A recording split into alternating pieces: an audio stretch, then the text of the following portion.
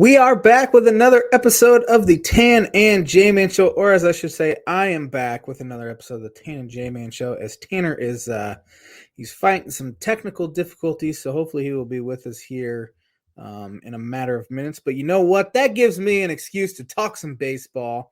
It's football season. We haven't talked a whole lot of baseball here the past few weeks, but baseball is still going on. That is a thing that is still happening around the league here. We got my favorite team, the Cubs, are 22 games under 500. They have been officially eliminated from playoff contention. That's how the season we thought it would go, and that is exactly how it happened. Pitching staff's been terrible. Offense has been terrible. The whole thing has been terrible, but there has been continuous reports about the Cubs for sure spending this offseason. They've been linked to multiple fantastic players. Trey Turner at short. Carlos Rodon, stud lefty pitcher for the San Francisco Giants, former White Sox. They have been linked to both of them. Also in the past have been linked to Carlos Correa. There's also been some Xander Bogaerts buzz. So I really think the Cubs are actually going to make a move for elite type of players. They need a middle infielder, especially with the new shift rules, where shortstops can no longer play on the second side of second base, or on the right-hand side of second base, I should say. So that should hopefully help get them an elite shortstop or third baseman. Maybe you can move a Xander Bogaerts to a third base, or you could move a Nico Horner to second, have a Carlos Correa or Trey Turner at short. Nico has proven he is an elite defensive shortstop. Now, a lot of that has to do with him playing on the right side of second base because they shift a ton. So moving him over to second base, he could be a perennial type Gold Glover over there. And he's proven he can hit too. So that's been one of the bright spots of the Cubs season. Nico Horner, Seiya Suzuki's second half since he came back from the injured list has been fantastic. Ian Happ's had a great year as well. And yeah, then it's Justin Steele, Keegan Thompson, who have had really good years and developed in the rotation. That's been a good sign. Hayden Wesneski, who they picked up in a trade for Scott Efros at the trade deadline. He's looked fantastic in his first 18 Major League Baseball innings. He could be a guy that I think what Jed Hoyer and David Ross likes to do is ease some of these rookies in the bullpen, let them throw multiple innings out of the bullpen. That's what they did with Keegan Thompson, Justin Steele. So it'll be interesting to see how they play that next year with Hayden Wesneski. You have Caleb Killian as well, who was picked up in the Chris Bryant trade last year. I think a lot of those guys will start in the bullpen and then kind of work themselves into a starting rotation spot. Guys under contract for next year, Kyle Hendricks, Marcus Stroman are pretty much the only guys that are on actual long-term deals and aren't just under team control. Thompson, Steele under team control, obviously. They haven't been there that long, but they need to go out and get a top-end starting pitcher. They had one in Yu Darvish, and they traded him away. They have not had an elite starting pitcher since probably Jake Arrieta. John Lester, I wouldn't even consider him an elite starting pitcher. He just had a fantastic 2016, as did the entire pitching staff. So they are lacking that true number one sort of pitcher, but they have been linked to a Shohei Ohtani as a potential trade destination for the Cubs. Cubs finished real close to signing him when he came out of Japan. I know, obviously, they have Seiya Suzuki, so there's probably some familiarity between them. Yu Darvish actually told Seiya Suzuki how great playing in Chicago and the city was, and that was a big part of the reason why Seiya signed with the Cubs. So it'll be interesting to see how the Shohei Ohtani trade talks go this offseason, because there's been a lot of buzz about him. There's even been a little bit of buzz about Mike Trout as well. Artie Moreno for the LA Angels is supposedly looking to sell the team. And it seems like they'd want to keep those guys to try to help the price of the franchise for Artie Moreno. But I mean, you look at Shohei Ohtani, career batting, he's hitting .265 in his career, .354 on base, .538 slugging. That's a 140 OPS plus. Giancarlo Stanton's in his career, .265, 355, 538, 141 OPS plus. He has been as good of a batter as Giancarlo Stanton has in his career. Then you look at Shohei Ohtani's pitching stats, 3.10 career ERA, 11.4 Ks per 9 innings.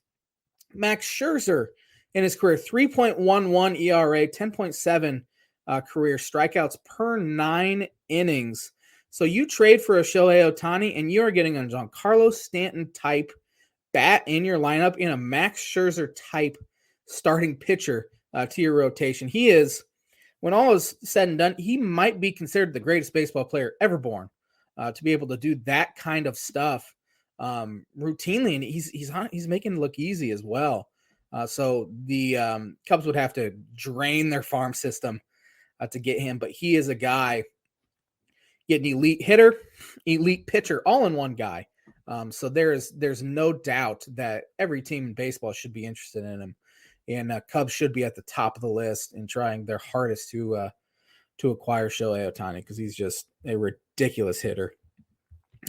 Elsewhere around baseball, the New York Mets and Atlanta Braves are in a heated NL East race. The Mets are one game ahead of the Atlanta Braves right now. The Cubs actually swept the New York Mets in New York last week, and they beat Chris Bassett and Jacob deGrom, two guys that have had obviously fantastic years. Jacob deGrom's best pitcher in baseball today, and the fact that the Cubs were able to put up 3 runs against him is pretty incredible. But Braves are hanging right there with him. They are 36 games over 500, one game behind the Mets. As I said, Mets are 38 games above 500, 93 and 55, and the Braves are 91 and 55.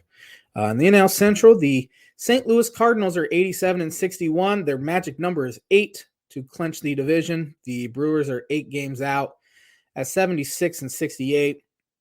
The Dodgers clinched the West already. They clinched it last week. Just dominant franchise there, and it just continues as well. There's no stopping, and they're not going to stop anytime soon. They're just a freight train, and everyone else in baseball is trying to catch up to them, and they just can't do it. But the Padres still have a playoff spot. They actually have the second wild card. They have jumped the Phillies. Must have just happened over the weekend. Phillies are 2 games up in that final wild card spot with the Milwaukee Brewers 2 games behind them. In the American League, the New York Yankees are 88 and 58, hanging on. They have not played good baseball over the past 3 months or so. Their magic number is 11. The Toronto Blue Jays are 5.5 games behind them. The Tampa Bay Rays are 6 games behind them, and the Baltimore Orioles are still hanging around. They are not in a division race at this point, 11.5 games out, but they're still in the wild card spot, or they're still in the wild card race. They don't have a spot. AL Central, Indians are playing some really good baseball. They had a chance to end the White Sox season pretty much last Thursday and could not do it. So the White Sox are hanging around 3.5 games behind Cleveland Indians. Only 15 games left. That's going to be tough for the White Sox to Cleveland Guardians. Sorry, not Indians. It's going to be tough for the White Sox to do it, but 2 weeks left. They have a shot. I believe they play Cleveland as well. I'm going to go check their schedule real quick. Let's see. White Sox have a 3-game set starting tomorrow against the Cleveland Guardians in Chicago. So that's obviously a massive series for them. They need to take at least 2 of 3 to stay in. If they get swept, it's over. Even if they lose 2 of 3, it's not looking likely. And then the White Sox do have the Tigers for 3. Then they have Minnesota for 6 and at San Diego. So that's going to be a real tough stretch to end the year. The final 10 or 12 games so are real difficult for the White Sox, but they've just kind of hung around the entire season, and they're continuing to hang around. And honestly, they've played a lot better baseball since Tony La Russa has been out with medical issues to the point where I don't think Tony's coming back. ALS is pretty much locked up. The Houston Astros magic number is 2 games. They're 35 games over 500. They're second best team in baseball. No one's really even talking about them. No one likes the Astros for obvious reasons. But they're probably the best team in the American League. You have wild card implications.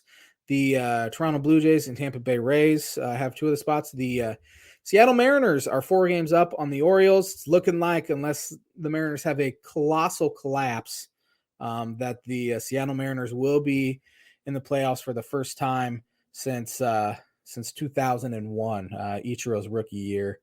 So it's good for them. The Mariners are really fun to watch. Julio Rodriguez, phenom, 21-year-old outfielder, 27 homers, 25 steals. Going to win Rookie of the Year, going away and looking like a future MVP type candidate for them. So he could be their version of King Griffey Jr. back in the 90s. So baseball is trucking along, and it is getting the fun time of baseball, and the postseason is always fun to watch, and especially when you have some new teams in it. Not a ton of new teams. You'll have the Yankees and Astros and Braves and Dodgers and Cardinals, but I'll be rooting for the for probably one of the wild card teams in the American League to win it: the Mariners, Rays, or Toronto Blue Jays. Tanner is still not with us, so I'm going to keep on trucking along myself. I know obviously I can't do Birdie, Bogey, or word association, but I can talk some college football. Pretty fun week of college football once again.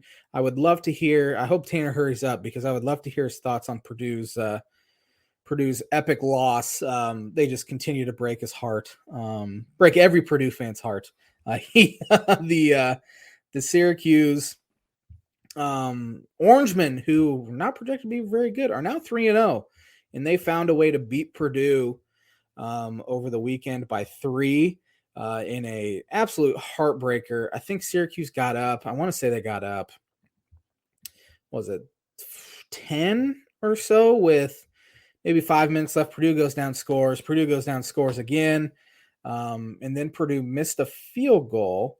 I'm going to go bring up the play-by-play real quick, so I'm actually kind of forgetting it. But it was a fun game to watch. Syracuse cannot throw the ball. Syracuse is one of the worst coached college football teams I've ever seen. It reminds me of the Tim Beckman days in Champaign at the University of Illinois. Dino Babers has not done a very good job there. He has a former wide receiver that is playing quarterback. They have a pretty good running game, and that's due to the quarterback. But their quarterback could not throw at all. Garrett Schrader is his last name. He was 13. Garrett Schrader. He was 13 of 29 for 181 yards. Did throw 3 touchdowns. He did run for 83 yards. Purdue, you look at the team stats, and Purdue should have beaten them pretty handily. Aiden O'Connell had 424 yards passing. Once again, Purdue could not run the ball. That has been a theme of the Jeff Brom era. He has been his teams just haven't been able to run, and honestly, it's what's preventing them from taking the next step and actually competing for a Big Ten West title. Because once again, against a terrible Syracuse defense, 2.8 yards per carry. Couldn't run the ball against Penn State. That's the reason why they ended up losing. Indiana State doesn't count at all, but they have to find some sort of run game, and I know that's not their identity, but you have to have a little bit of balance there if you really want to take that next step. But yeah, they found a way to lose a game once again, and it was honestly due to some pretty dumb penalties. I know their tight end, whose name is escaping me, he had a terrible penalty it was an unsportsmanlike conduct after he scored a touchdown with about 50 or so seconds left. Payne Durham had a just terrible penalty. So Purdue's kicking off 15 yards farther back than they would have, and Syracuse ends up getting the ball at the 50 to start their final drive with all 3 timeouts, I believe. And they ended up picking up a first down off of a pass interference, which is a really good call. I know some Purdue fans were kind of complaining about it. It was a clear pass interference. And then Rondé Gadsden Jr., He was a sophomore. His dad played for the Dolphins back in the early 2000s. I remember him very well. Had 2 huge touchdowns, including one with, I want to say there were 7 seconds left when he caught it. And Purdue found a way to lose that one, so they're sitting there at 1-2. So they have to win out in order for Tanner's prediction of a 10-2 record stands. They've only lost 1 Big Ten game, so they still have a chance. And the Big Ten West is brutal, just absolutely brutal. As of right now, I would probably say Minnesota is the odds-on favorite to represent the West in the Big Ten championship game. Wisconsin had a bad loss 2 weeks ago or last weekend against Washington State. Iowa's looked bad. Nebraska's abhorrently bad. Scotty Frost has been fired, and we talked about that a little bit last week. Then Nebraska gets their absolute doors blown off by Oklahoma, even if after they started up 7-0. The Big Ten West is still up for grabs, and honestly, I think any team in it besides Northwestern has a shot to do a little bit of something. I think Illinois is legitimately mediocre, which has not been the case for years. They could get to 6 wins, but yeah, Northwestern loses to Southern Illinois 31-24, and this is a Southern Illinois team that gave up 64 points and lost to Incarnate Word. I forget the other team they lost to, but they got absolutely trounced by a non-D1 team. Then they go into Northwestern and beat them by 7.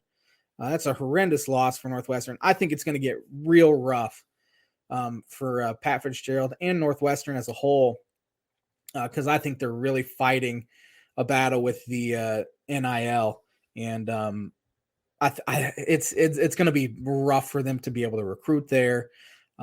Great academics, but they just don't have that money support.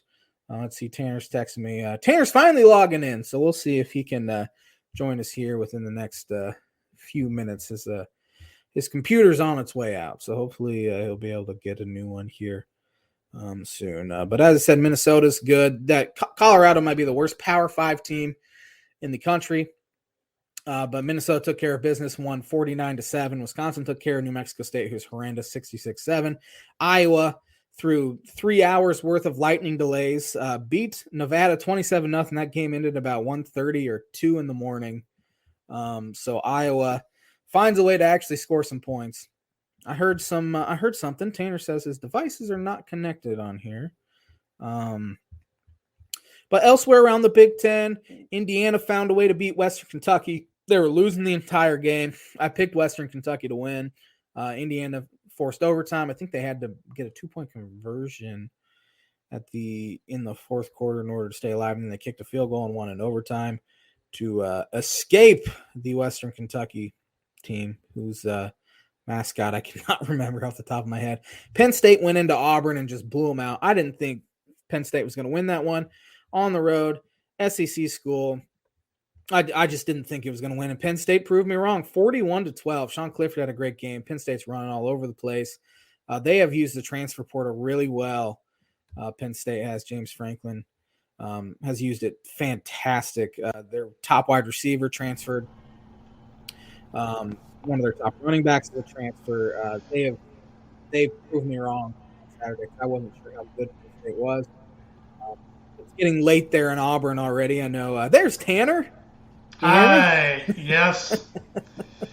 If I knew we wouldn't get in trouble with the FCC, I'd drop the first ever F-bomb on Tan and J-Man show history. Your audio is not sounding great.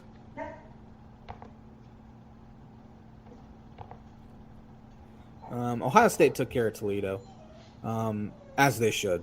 Put up 77 points, though. C.J. Stroud threw 5 touchdowns. How about now? That sounds perfect. Michigan took care of UConn 59-0, and Michigan State lost to Washington by 11. I think I picked that one correctly. How you doing there, T-Dog? Been better as far as technology and internet and all that's concerned. Yeah. I literally I think that was everything ready to go. When I clicked enter to enter the studio, my computer must have popped up an automatic restart update right when I hit enter, and then I couldn't get Google Chrome to work. So yeah, that's fun. But we're finally here. I think 20 minutes is the longest stretch somebody has had to do the show by themselves. No doubt. But you know what? It gave me an excuse to talk some baseball, so I'm okay with it. Oh, good. Good. I apologize. I'm here ready to rock, talk whatever we're covering. I don't even know what you're talking about right now. I was just talking Big Ten football. But do you have Birdie Bogey for me? Yes, I do. Let me bring that up here. All right. The Birdie or Bogey question tonight. You have 3-stroke lead heading into the night. Your boy Tua had a pretty good game yesterday, throwing pretty good. 6 touchdowns, 1 away from the NFL record, which is 7. There's 8 guys who have thrown for 7 touchdowns in one game. 8 guys. Oh, man. I want to know the 3 guys who have done it in our lifetime. 7 touchdowns. Oh, man, I have no idea. That's a really tough question. 3 guys have done it in our lifetime. I want to know 3 guys have done it in our lifetime. Birdie Bogey brought to you by Noble Gnome LLC for fresh, locally grown, nutrient-dense produce from Bryce and Katie Romine of Mentone, Indiana. Like them on Facebook, follow them on Instagram, and check out their website, noblegnomellc.com. I would like to hear your thoughts on the Purdue Boilermakers on Saturday. Do I have to talk about this game? I talked about it a little bit. Yeah. Purdue's during my lifetime is just constantly coming up with new ways to rip my heart out. This was a new one. I've never seen them lose a game because of unsportsmanlike conduct penalties. And that's what happened. I mean, could Syracuse have gone all the way down the field with 51 seconds left, scored in one? Sure. Do I think they would have? No. But when you give them the ball at midfield to start things off, after a unsportsmanlike conduct on Payne Durham, and then one on, I don't know if it was on Jeff Brom or the coaching staff. Nobody's really said. It was somebody on the coaching staff, but it hasn't really been said. Then it makes things really hard for you. I thought Purdue was going to still get away with a hard-fought, come-from-behind victory. 3rd and 10, there was incompletion. Then they call pass interference. Then the very next plays, Syracuse completes their only completed pass on the drive and scored the go-ahead and ultimately winning touchdown with 7 seconds left and just kind of stole one. I thought Purdue really outplayed them most of the day, but once again, Purdue beat themselves. Purdue could easily be 3-0 right now, and they're sitting through 3 games with a 1-2 record, which is just infuriating from a Purdue fan's perspective. But here we are, backs up against the wall already, and they got to get it going against Florida Atlantic this weekend. But, yeah, we'll see what happens with Syracuse the rest of the season. They're 3-0. I mean, they're a lot better than they have been, but I still don't think they're that great of a football team. And it reminded me a lot of the Nevada game on the road in 2019, but in different ways. Purdue just let a horrible Nevada team come back and beat them up multiple scores. This game was just more, penalties, just a lot of stupid things. I mean, I could complain about some questionable officiating, but I can do that in any sport really. So I'm not gonna do that. Just frustrating. I felt bad for Aiden O'Connell, who kind of, he broke it with throwing his first interception of the year, which went for a pick 6 and got Syracuse up 10. Then he led them to the touchdown drive with Charlie Jones. Purdue gets the ball back. Mitchell Finneran misses a kick that would have tied a game, 41-yarder. So I'm thinking, okay, game's over. Defense does their job, gets 3 and out. Aiden leads them all the way down on a great touchdown drive. I'm like, all right, he fixed what he broke earlier. He kind of had a Drew Brees moment for all Purdue fans out there in the 2000 Ohio State game when he threw 4 interceptions, but came back and with a late touchdown drive. And then didn't matter because the defense couldn't hold him. But like I said, it was more of the back-to-back unsportsmanlike penalties that you just can't have. You just can't have. You got to be smart. You got to be mature. And it's just frustrating. Purdue gave that game away. Yeah. The penalties were awful. I mean, what Purdue kicked off from the 15 or something like 10, that? Yeah. Maybe the 10. And I mean, they returned it to the 50. So you're already in pretty good spot to at least throw a Hail Mary if you have to. I think that's going to be one of those games where you look back and like, how did we lose to a 4-8 Syracuse team? Yep. So. And Syracuse was 1.5 point favorites going into this game, and they were a lot of national people picking Syracuse. So I really wanted Purdue to come out and make a statement. I was shocked at half when Purdue was only up 9-6 because I thought this was going to be a high scoring game. It ended up having fireworks. Don't get me wrong, but very, very frustrating. I mean, I don't like it. This could be embarrassing to say, and I'll probably cut some heat for it, and I should because I'd never even want to say this, but I think Purdue's the best 1 and 2 team in the country. Oh, boy. I don't even like saying that because that's stupid to even – I'm not even trying to brag. I think Purdue is so close to clicking on all cylinders, but yet here we are 1 and 2, and they just can't finish ball games. I think Jeff Brom's now 10-19 in one-score games at Purdue, and in 9 of those, his team's been tied or had the lead with a minute left. Sounds a lot like Scott Frost. It kind of does, doesn't it? So, and there's a lot of Purdue fans chirping. I'm not one of those, but there are a lot of fan base. He needs to find some sort of run game. I mean, I've been saying it for 6 years now, and it's obviously never going to happen.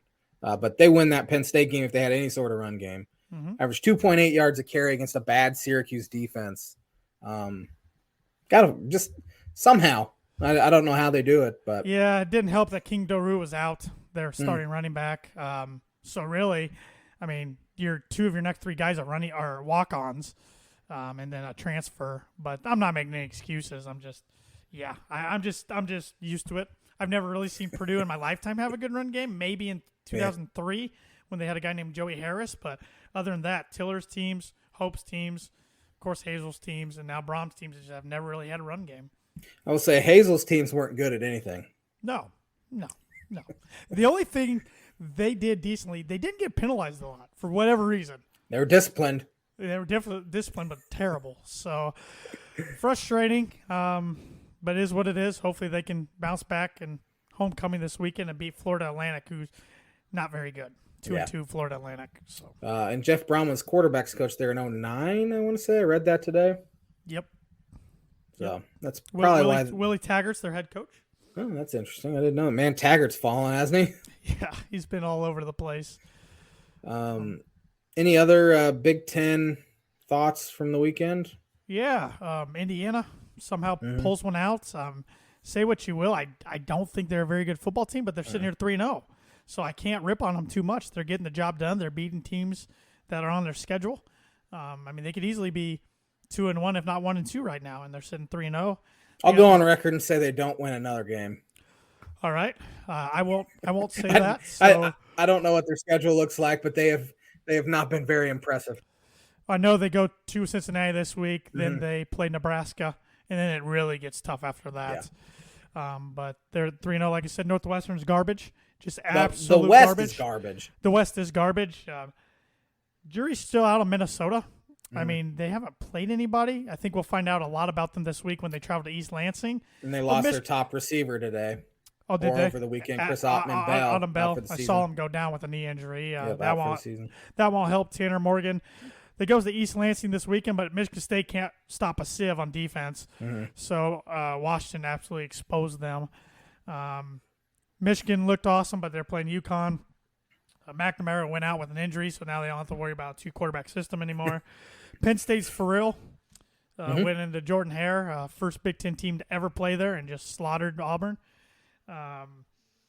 What else around the Big Ten? Don't really have any other thoughts. So. Yeah, I covered about all of it right before you got on. So. And Notre Dame, Freeman gets his first win, but not overly impressive. No. It would have been interesting if they would have found a way to lose that one. What would have happened? We'd be talking, are they going to make a bowl this year? I still think they are 1-2 of playing games left, but they got a tough stretch coming up. So. Yeah. I don't know who won Big Ten Pick'em. I don't either. But I assume you did because I missed Auburn. I think you took Penn State. I had Northwestern for 10. I missed Western Kentucky, and I missed Purdue. But other than that, all of it, I got all of it. I had Indiana. You had Penn State. So. I had Purdue, but I had Penn State. I had Northwestern. I assume you won. Yeah, I think I did. Big Ten Pick'em this week. Week 4 already. Can you believe that? It's flying by. I hate it every year. Thursday night, we have the number 9 in the FCS, Chattanooga, traveling to Champaign to take on the Illini. I did not know Chattanooga was that good, FCS in the FCS rankings, but Illinois looked really good 2 weeks ago. I think they get done at home. I'm taking the Illini for 8. I have the Illini for 5. I think it'll be dogfight. But Illinois has better athletes, really good defense, good run game. Should be able to handle them. But this is one they lose like last year. I mean, they lost to Texas San Antonio last year, but they ended up being really good. So seems like they always have one. They lost to Eastern Michigan a few years ago, but I think they get it done. Maryland at Michigan. I thought this was the hardest slate of games we've picked so far for the Big So Ten, far, which definitely. it should be. You're starting to get some conference games. I still don't know what to think of Maryland. I haven't watched a ton of them, but Michigan can put up points, and I know they haven't played anybody, and they need to be called out for that. I know that you make your schedules way in advance, but I mean, when your schedule's Hawaii, UConn, and I can't even remember the other school you don't learn anything about your team in those games. But Michigan's got offense, it looks like. So give me the Wolverines Bowling for 5. I have Michigan for 7. I don't know what to make of Maryland either. They haven't played anyone either. So Central Michigan at Penn State. Like I said, I think Nittany Lions are for real. I agree. It really, really makes me infuriated that Purdue let that one go week 1. But because I think I think Penn State's gonna have a really good year. I'm still saying, I've been saying 7 to 8 wins, maybe 9. Now that we've seen them play a couple weeks, but so it's not awful loss by any means, but it's like they could have had a really good win. With all that said, Penn State for 9. I have Penn State for 8. They're going to be too much for Central Michigan. Minnesota at Michigan State. Really interesting one, like we were talking about.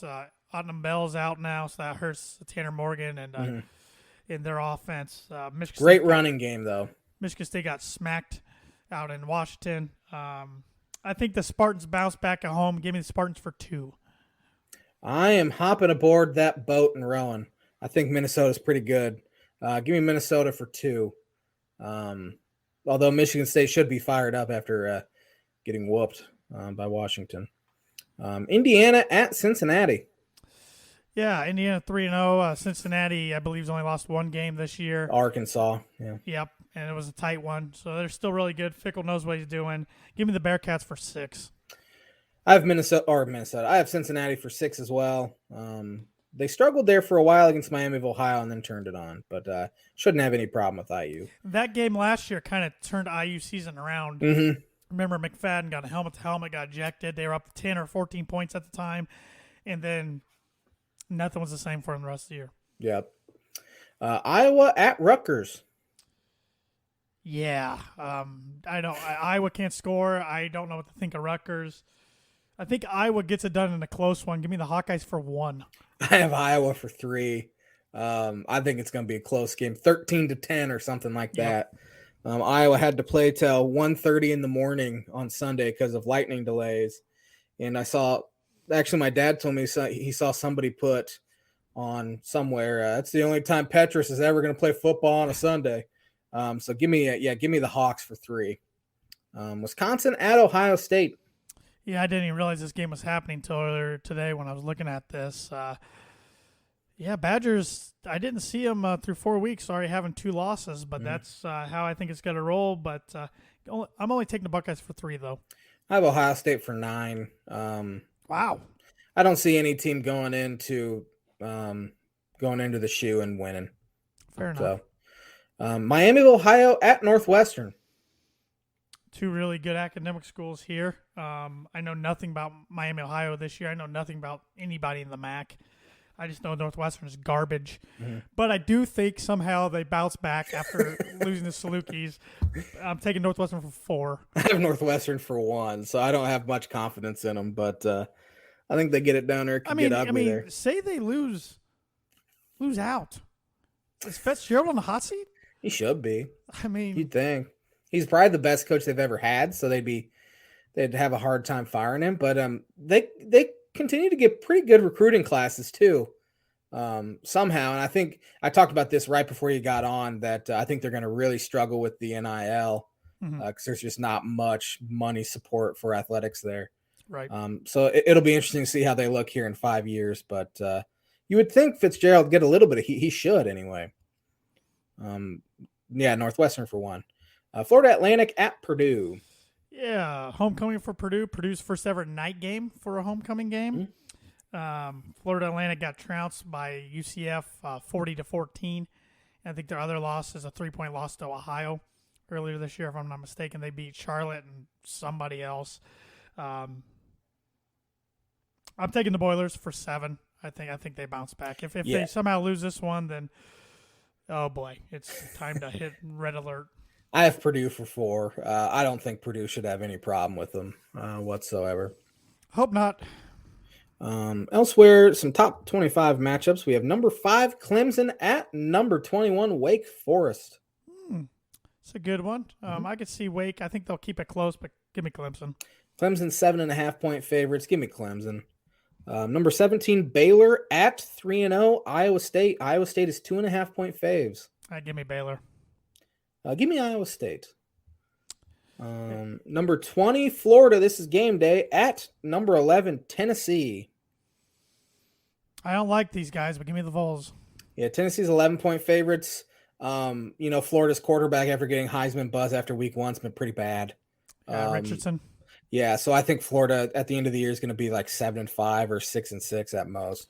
Give me Tennessee. At least Tennessee fans can stop whining about the Music City Bowl now that they're off. Which is pretty pathetic. They're whining about the bowl game anyway. They're a whiny fan base. They are.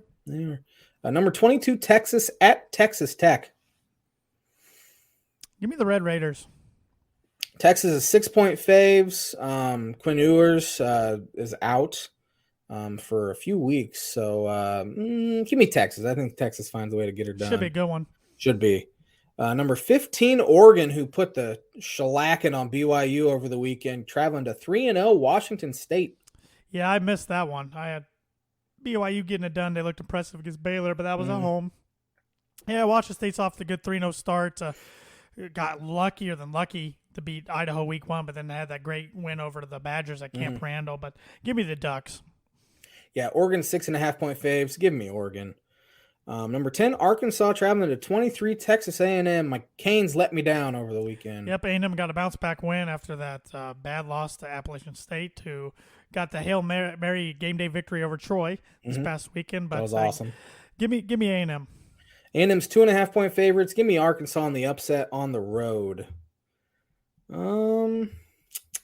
One more game to pick here.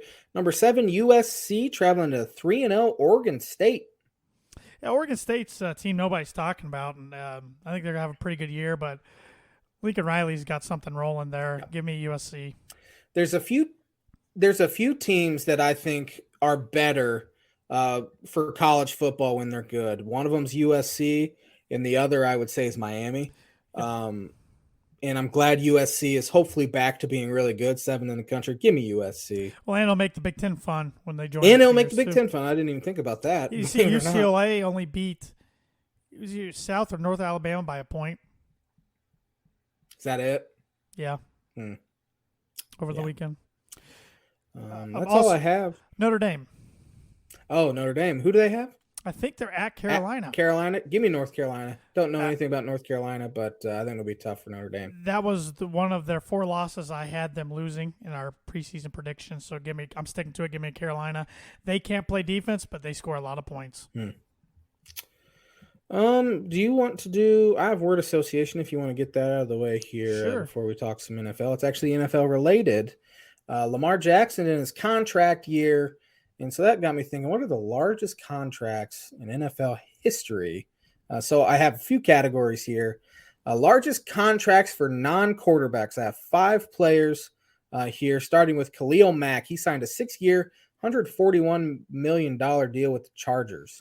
Yeah, he looks awesome for the Chargers so far. That sucks for any AFC West fan that's not a Chargers fan, but I was still surprised when the Bears shipped him. I understood getting it off the books, but I thought he was going to be a player that was a Bear for life, especially playing, edge rusher or linebacker. That's the monsters of the midway type. But, out of Buffalo, University of Buffalo, and it's just a really, really good player, and I hate that he's in the AFC West.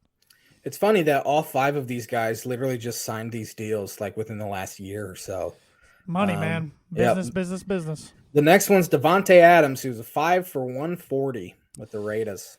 Yeah, he probably a top 5 wide receiver in the league, I would think. I got some thoughts on the Raiders here in a moment, but But yeah, another one, the AFC West. I don't like how this is trending here. All AFC West guys so far, but there's another one coming too. He will not be fun to play twice a year, but yeah, he's pretty good.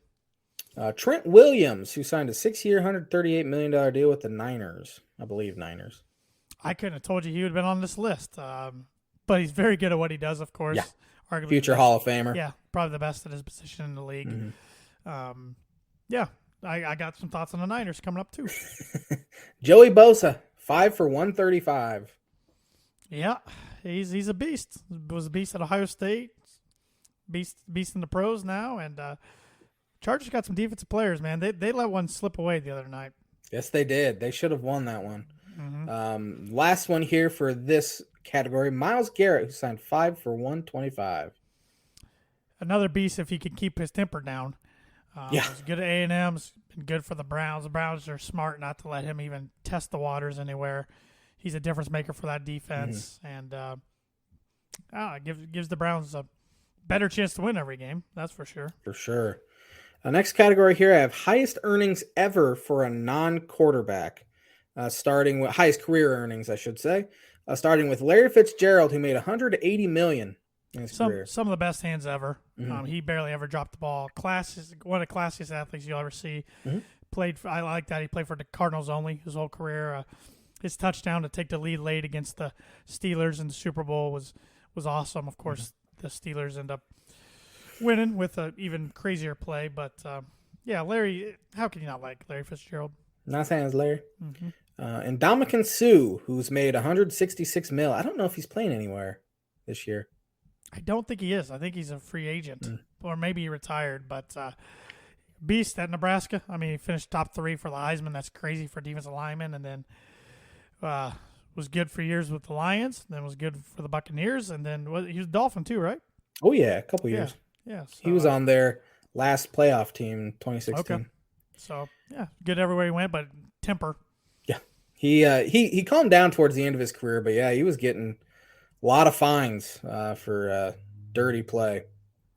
Julius Peppers made $164 million in his career.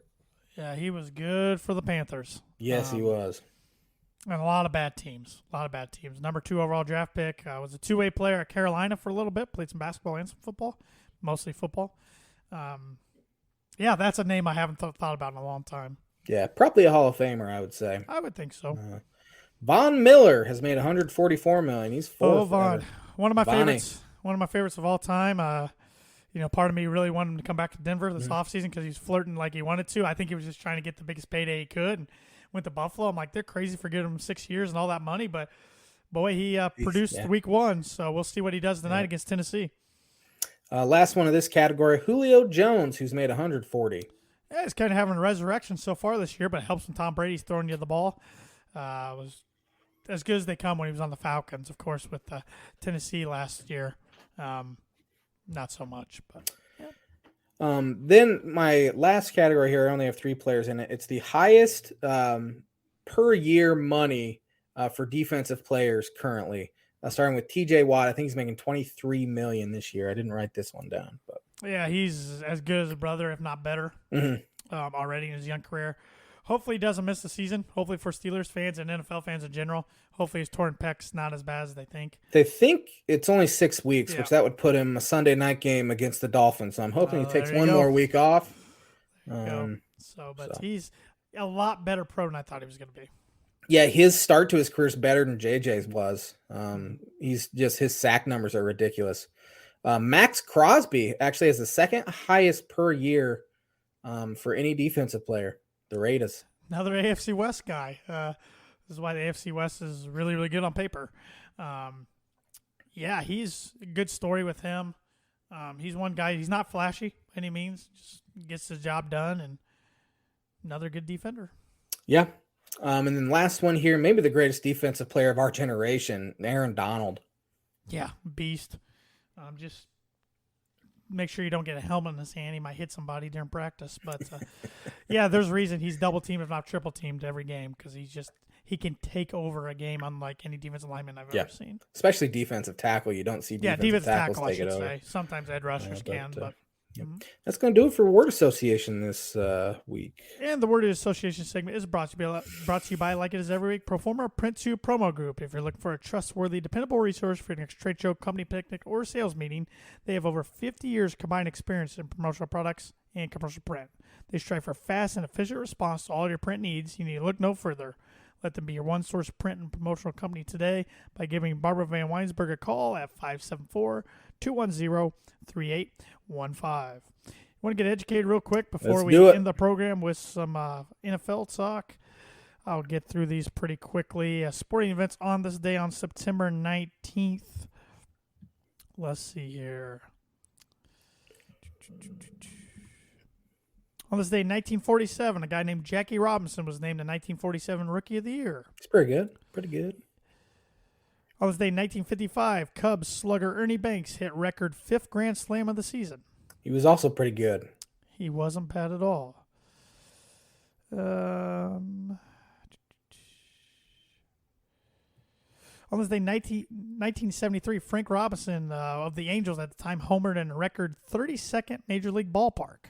It was the Arlington Stadium against the Rangers. He was also very good. Hall of Famer. Yes, he was. On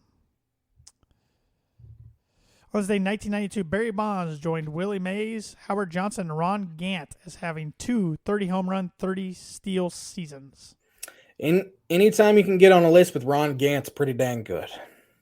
On this day, 1993, Tom Glavine won 20 games for the 3rd straight season. How do they build a pitching staff like that? It's ridiculous.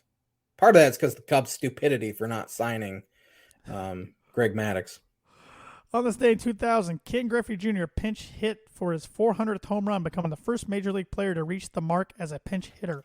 Yeah, good old steroid guy. Oh, boy. Heat's coming your way on that one. On this day, 2004, the Ryder Cup was played at Oakland Hills Country Club as Europe retained the cup, winning 18.5 points to the U.S.'s 9.5. The victory margin was the largest by a European team in the history of the event. This week is the President's Cup, which really doesn't feel like a big deal now that so many guys that would be participating are on the Live Tour. On this day in 2004, NFL Oakland Raider wide receiver Jerry Rice ended the NFL streak of 274 consecutive games with a reception in a 13-10 victory over the Bills. I actually watched him play live for the Raiders at Indianapolis. Yeah, Sunday night game. On this day in 2008, Greg Maddux pitched his 5,000th career inning against the San Francisco Giants. That might not ever be touched. And on this day in 2017, a new MLB record for most home runs in a season, home run number 5,694, was hit by Alex Gordon of the Kansas City Royals.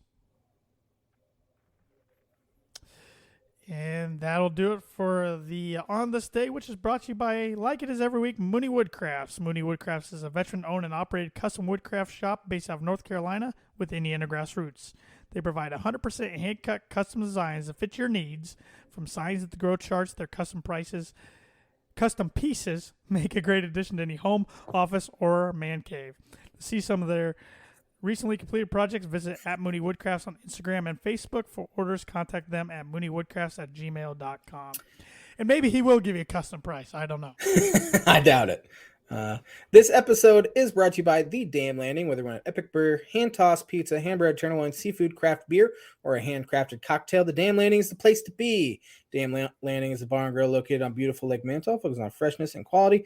You can wash down their delicious foods. One of their 16 beers on tap with constant rotation of today's best microbrews and domestic flavors, or a handcrafted cocktail made using fresh ingredients. Take in the fantastic views of Lake Manitou in their beer garden or outdoor bar area.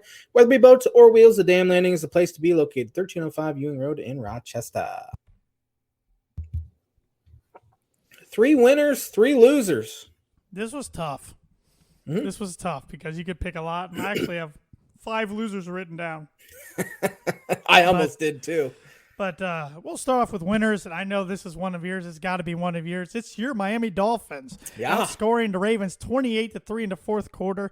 I did not get to watch much NFL yesterday, so I heard that the game was crazy, and then I saw highlights during the Denver game at halftime of the Denver game. I'm like, holy cow. I had to go to see what Mundog16 was tweeting, and some good stuff there.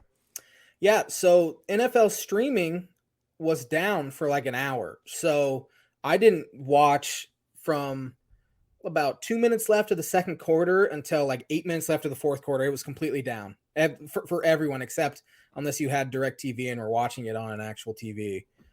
So I missed a lot of them getting down by by 21. Luckily, it came back. It was 35-21 with 8 minutes left, and they had the ball, and I'm like, you know what, this feels okay. And that's why you trade for Tyreek Hill. Goes over the top, 48-yard touchdown. Dolphins get a stop. Next drive, 59-yard touchdown. Speed kills, man. He is fastest receiver in the NFL, arguably. And then you pair him with a Jalen Waddle, who's also one of the fastest receivers in the NFL. That wide receiving core is just explosive. They were the first duo ever to have 10 catches, 150 yards, and 2 touchdowns in the same game. First duo in NFL, wide receiver duo in NFL history. First time Dolphins have had 250-yard receivers in the same game since Clayton and Duper in 1986. That second half was Marino-esque by Tua, 24 for 30, over 300 yards, 5 touchdowns. His fourth quarter, he was 13 for 17, 199 yards, and 4 touchdowns. It was one of those games, they tied it, and I was pumped, and they gave up a field goal. Credit the defense for holding Lamar to a field goal because they hadn't been able to stop him all game. And then Dolphins got the ball back, and for the first time in my entire life watching the Dolphins, I thought there is no way the Dolphins are losing this game. The offense is rolling. It was the kind of feeling how I'm sure Colts fans had watching Peyton Manning or New England Patriots fans had watching Tom Brady. It just felt like there's no way the Dolphins were losing. And Tua proved a lot of people wrong yesterday, including me. I even tweeted during the game when they got down 21 that they're a for sure playoff contender with Tua as quarterback. There's no way they can win shootouts against guys like Mahomes and Josh Allen and those type of guys. And then Tua goes out there, throws for 470 yards and 6 touchdowns. Just massive win for them. Baltimore's been a house of horrors. The team playing Baltimore has been just brutal for them. Lost in Baltimore 38-0 back in 2016. 2017, they lost in Baltimore 40-0. They were outscored 78-0 over 2 games in the mid 2010s. And then opening game 2019, they lost in Miami to Baltimore 59-10.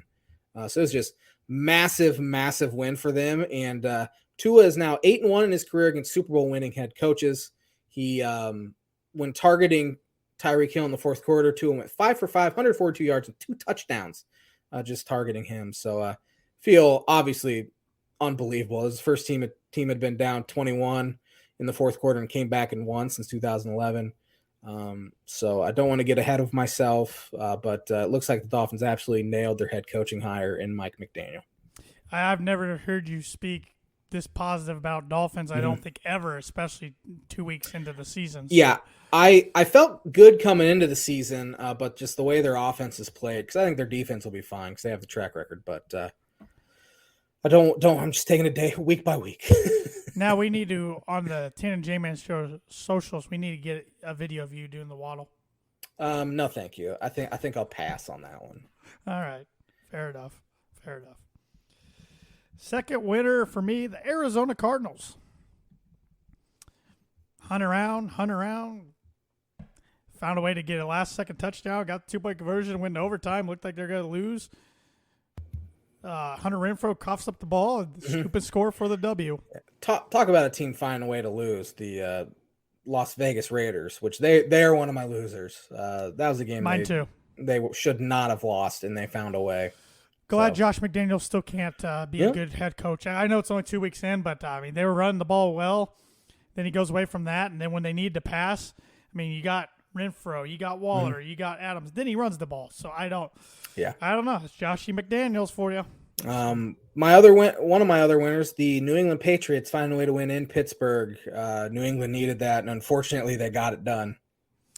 Yeah, that was a tough one to predict last week, but like you said, the Patriots got it done. And against Steelers, Steelers got to win low-scoring games because Trubisky's not going to win any shootouts. And New England has to win low-scoring games as well because Mac Jones can't either. So pretty similar quarterbacks, actually.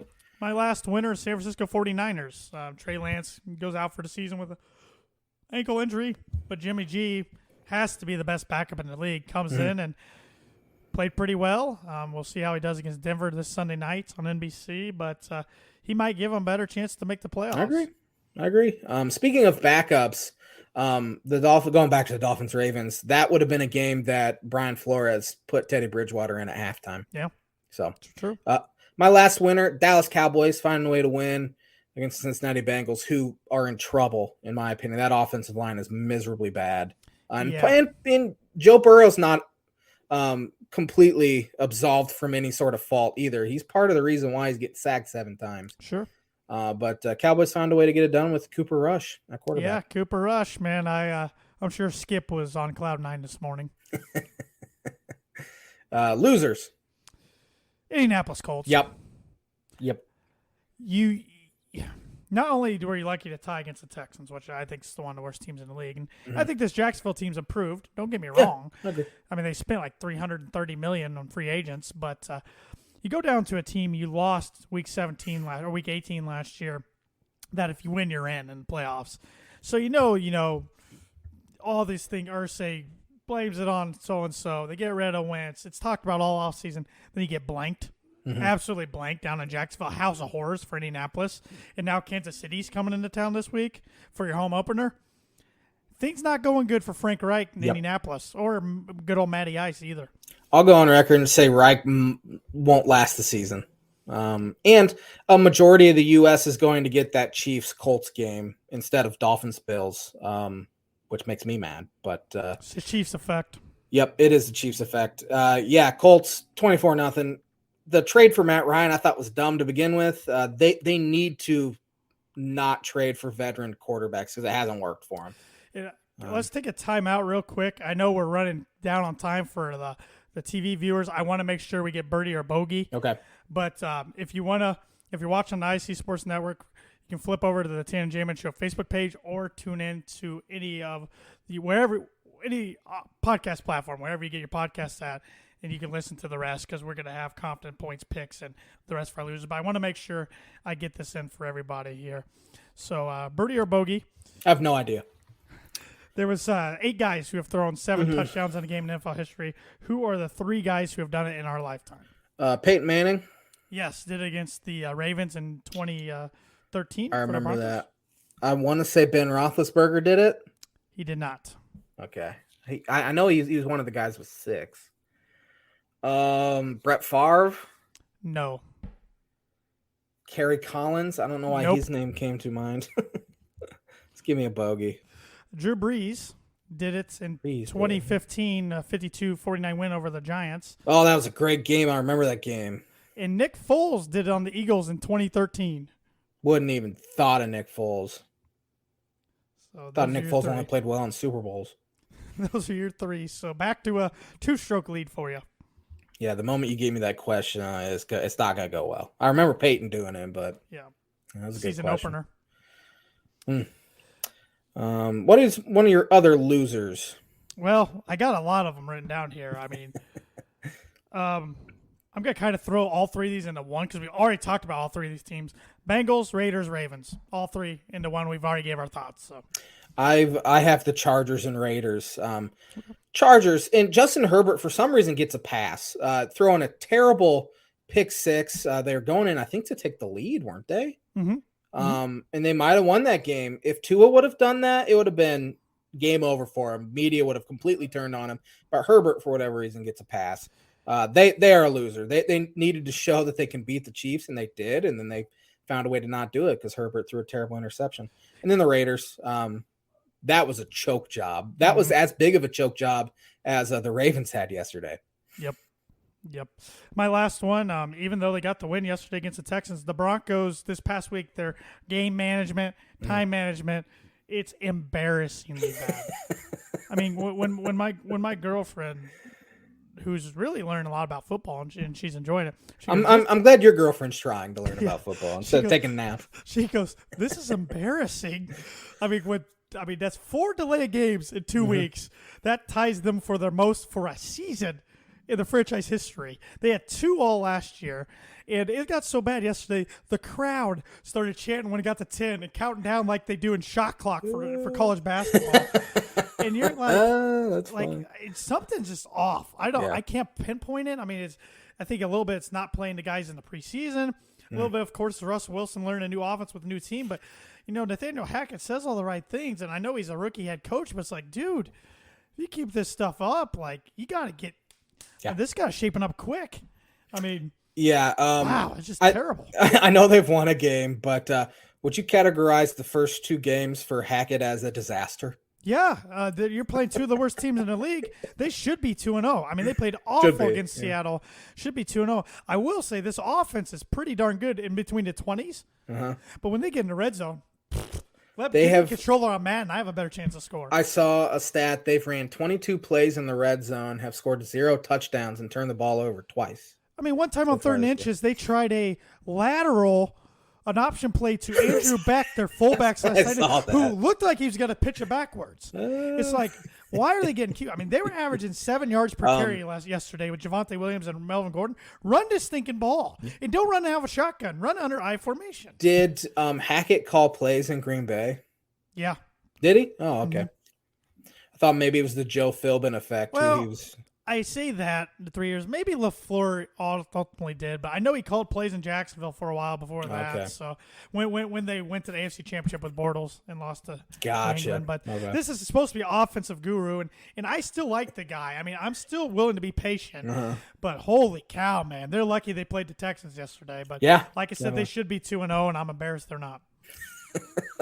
Defense is playing well, and thank goodness – Jerry Jeudy and Patrick Surtain go out yesterday. Thank goodness they both are day-to-day, because if they would have lost them ugly. Like Justin Simmons for 4 weeks, oh, boy. Yeah. You want to pick some games here real quick? Yep, let's do it. The J-Man has won the belt once again. He's just he's an elite game picker. I will. That's why you're going to definitely get some eyebrow razors out of the tan this week, because my strategy is just – I was switching everything up. My strategy's not working. I got to go way off the cuff this week, so that's what we're doing. Starting with the Thursday night game, Pittsburgh at Cleveland. Got the Steelers for 10.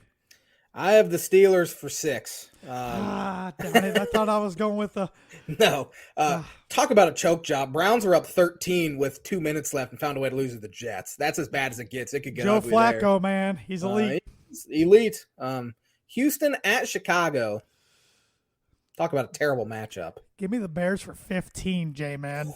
Oh, man. I got the Bears for 7. That's why I'm saying we're going off the cuff this week. I like it. And stop putting the Bears and the Packers on national television. Please stop putting the Bears for 1. You could put in any other Bears at Lambeau game from the last 8 years. I wouldn't be able to tell the difference.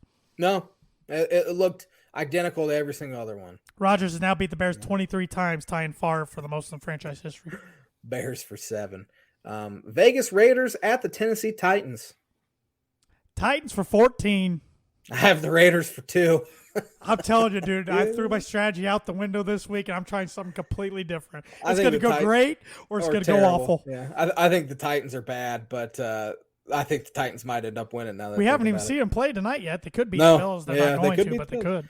Did you know the Bills? Sorry to interrupt you. The Bills have lost their last 4 Monday night home games. Last time they won was 94 against the Broncos. Yeah, I saw that today too. That's crazy. Kansas City Chiefs at the Indianapolis Colts. Chiefs for 16. Chiefs for 16. I agree. Sorry, Colts fans. I've picked you 2 weeks in a row, and you looked awful. I think the Colts are terrible. Prove me wrong. Prove me wrong. Buffalo at Miami. Biggest game in Miami in a long time. I really wish I could pick this game after I watched Buffalo tonight, because your Dolphins look awesome so far, but I love the way the Bills looked, and I got the Bills as my Super Bowl winner, so I'm going Bills for 4. I picked this one with my heart. Oh, I wouldn't. You have to. I have the Miami Dolphins for 1. Dolphins have not played well against the Bills. I don't think they've beaten the Bills since Josh Allen's rookie year, and it was in Miami. I honestly don't think the Dolphins will win, but I tried to go with my heart with that one. Dolphins for 1. I like it. Detroit Lions at the Minnesota Vikings. Vikings play tonight against Philadelphia. Detroit looked pretty good yesterday. Yeah. Offense looked good. The Commanders could have been a loser. Oh, they stink. Yeah. Vikings for 12. I have the Vikings for 8. Baltimore Ravens at the New England Patriots. One of the harder games for me to pick. But I'm taking the Ravens for 2. I have the Ravens for 9. All right. Yeah, I think the Ravens handle them pretty easily. Cincinnati Bengals at the New York Jets. The Cincinnati Bengals are in trouble, like you said, but I think they bounce back. I got them for 8 over the Jets. If they lose this game, hit the panic button, Cincinnati. Yes. You're back to the old Bengals again. And then it's Dolphins at Bengals Thursday night, the next Thursday. So Bengals need this one. Mm-hmm. Give me the Bengals for 15. I think the Jets are trash, but found a way to get it done yesterday. Philadelphia Eagles at the Washington Commanders. Give me the Eagles for 9. I have the Eagles for 14. I think your strategy might be backfiring a little bit because or it's evening out a little bit. Yeah, it started off hot. New Orleans Saints at the Carolina Panthers. I think both suck. Yeah, the Saints Buccaneers might be the most heated rivalry in the NFL. Mm-hmm. Those teams hate each other. Lattimore and Evans got another fight. Evans suspended 1 game against the Packers. Unless he wins his appeal. Lattimore didn't get any suspension, which I was surprised. I thought they both deserved a game. But I don't think – I hate this pick, but give me the Panthers for 5. Wow. I have the Saints for 5. I think Matt Rule's not going to last the year. Neither team's good. I think Panthers are a bottom 3 team in the NFL. Watch for him to be Nebraska's next head coach. That'd be interesting. He did a really good job at Baylor. I'll say that. Jacksonville at the LA Chargers. Yeah, Jacksonville was awesome yesterday, but I think the Chargers bounce back. Give me the Chargers for 13. I have the Chargers for 13 as well. Herbert has broken ribs, but it helps that it's he gets 10 days off instead of just 7. Chargers for 13. Rams at the Arizona Cardinals. Huge win for the Cardinals yesterday. I was starting to think they stink. I know they're without a lot of guys, especially wide receivers, Hopkins and Rondell Moore. But Rams about choked one against the Falcons yesterday, but I think they got a wake-up call. Give me the Rams for 7. I have the Rams for 10. I think, they about choked that away, but I just think they're better than the Cardinals. Falcons at Seattle. Both teams stink. A bird team's got to win this game. Give me the Falcons for 6. I have the Seahawks for 4. It's just something about the 12th man there. I have a hard time. Even when they suck, I have a hard time picking against Seattle at home for whatever reason. I know. Green Bay at Tampa Bay. Even with the news of Mike Evans being suspended for this game, or most likely suspended, I still think Tampa Bay has too many weapons. Give me the Buccaneers, but only for 1. I think this is a really good game. I have Tampa Bay for 12. I think they handle Green Bay pretty good. Wow. Pretty well. So Sunday night game, this is a fun one. 49ers at Denver. I don't know why I do this to myself. Broncos for 11. I don't think the 49ers are very good, even with Jimmy G back. Give me Denver for 3. Yeah. Should handle him. No, I'm not going to say anything about should when you barely beat the Texans and lose to Seattle. So. Dallas at the New York Football Giants, who are 2-0. They're going to be 3-0. Give me the G-Man for 3. I have the Dallas Cowboys for 11. All right. Yeah, it's going one way or the other for us this week. So. You know what? I have not done my book it yet. So this will be the J-Man's Booker prediction of the week. The Dolphins will beat the Buffalo Bills. You can take it to the bank. Book it. J-Man's Booker prediction of the week brought to you by Indiana Farm Bureau Insurance Agent Travis Watching for life, home, auto, business, renters, workers' comp, and farm insurance. Contact Travis at 219-869-4561. His email is travis.watching@infb.com. Book it. I have 2 more things before we close. One's a little trivia question. Get your veggies. I didn't do that yet. Oh, better late than never. My girlfriend wanted this to be the birdie or bogey question, but I thought this was way too hard. But we were talking about penalties yesterday, and she asked me who has the record for most penalties in an NFL game. What team? So I had to look it up. It's got to be the Raiders. It is the Raiders. In 2016, they had 23. Why wasn't it?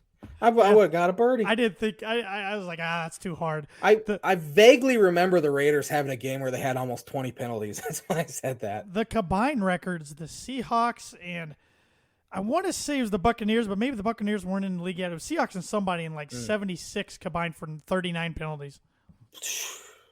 That game had to take 5 hours.